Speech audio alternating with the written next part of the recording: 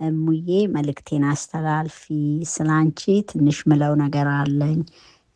በእኛ ባህል ሰው ማመስገን አልተለመደም፣ በአደባባይ ማለት ነው። ግን እኔ አንቺን ማመስገን ፈልጋለሁ። እስከ ዛሬ ለምትሰሪው ስራዎች በብሩኬና በሀይሚዬ ዙሪያ እንዴት እኛን እንዳረጋጋሽን። አንቺ አይታወቅሽም፣ እኛ ይታወቀናል። ግን መመስገን አለብሽ። እንደውም መሸለም ያለብሽ ልጅ ነሽ። በእውነት የምታረጊያቸው እኔ በጣም የሚገርመኝ አነጋገርሽ ነው፣ አመለካከትሽ ነው የሚገርመኝ። አንድ ቀን ሳትገለባበጪ ሚዲያው ላይ አንድ ነገር መጥፎ ነገር ሳትናገሪ ይኸው አብረን ተጉዘናል። እግዚአብሔር ይመስገን አንቺን የመሰለ ሰው በማወቄ በጣም ደስተኛ ነኝ እና በርችልኝ።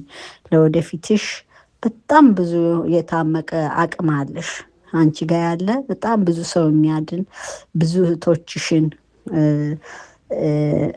ጥንካሬ የሚያሳይ ጠንካራ እንዲሆኑ የሚያደርግ የሚረዳ አቅም አለሽ እና በርችሽ ሙዬ። ወደኋላ እንዳትይ። ይህንን እውቀትሽን ይህንን ያለሽን አቅም አገር ቤትን ብትገቢ በደንብ በስራ አውጭውሽ እና ትንሽ የምልሽ ነገር አለ። ስም ልሰይምልሽ ብዬ አሰብኩኝ። የባህር ዳር እንኮይ ብልሽ ተመኘሁኝ። የጣና ወርቅ ነሽ ወይስ የአባይ?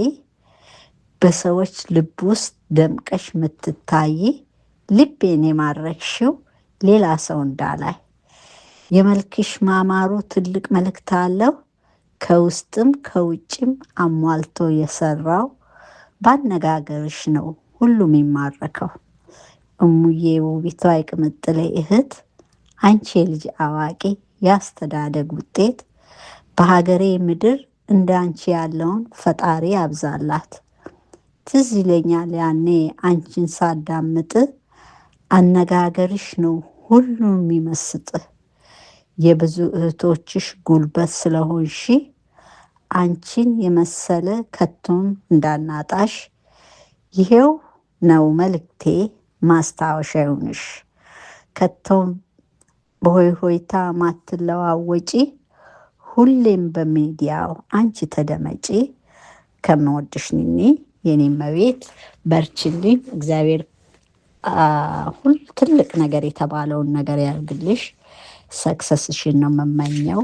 በርቺ። ደግሞ ጥሩ ደረጃ ላይ ደርሰሽ እንደምናይሽ እርግጠኛ ነኝ። ከሚዲያው አትጥፊብን። እወድሻለሁ ኒኒ ነኝ።